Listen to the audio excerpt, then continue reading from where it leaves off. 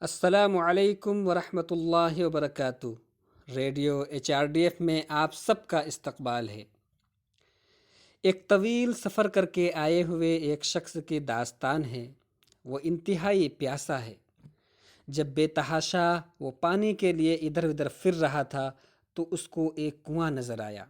وہ بہت خوش ہو گیا، اس کے پاس گیا، لیکن جب دیکھا تو وہاں پر پانی اوپر لانے کے لیے کوئی ڈول یا رسی موجود نہیں تھی۔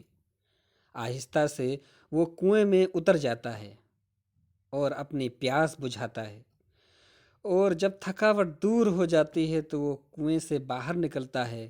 پھر اچانک اس کی نظر ایک کتے پر پڑتی ہے جو پیاس کے مارے بلخ رہا ہوتا ہے، اپنی زبان سے زمین چاٹ رہا ہوتا ہے۔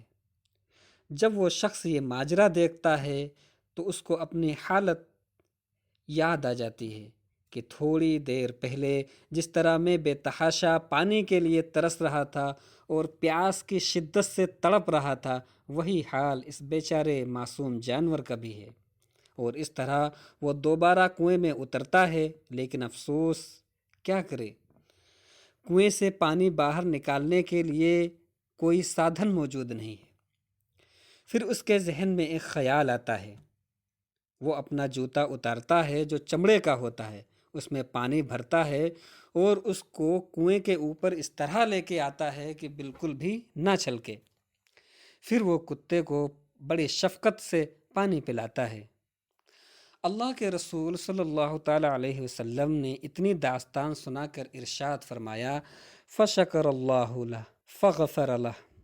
اللہ تعالیٰ کا اس پر رحم و کرم ہوا اور اس کی مغفرت ہو گئی۔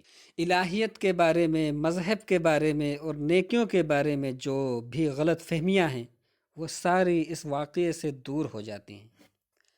مذہب جیسے لفظ سن کر انسان کے ذہن میں منتر جاپ، ہون، سنیاسیت وغیرہ کی شکلیں ابھر کر سامنے آ جاتی ہیں، لیکن دین الحق اسلام انسان کو فلاح و بہود کی روشنی بخشتا ہے۔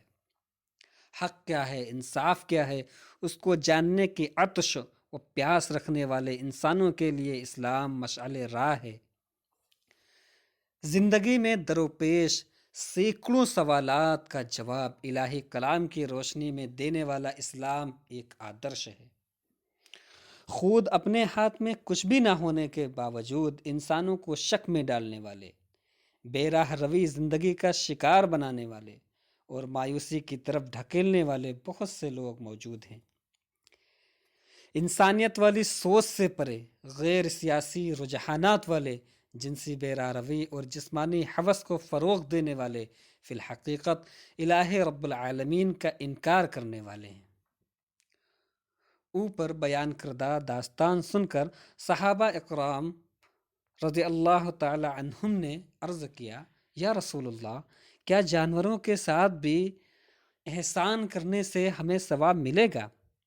اللہ کے رسول نے فرمایا، کسی بھی جانور کے ساتھ کوئی بھی بھلائی کریں گے تو نیکی میں ہی شامل ہوگا۔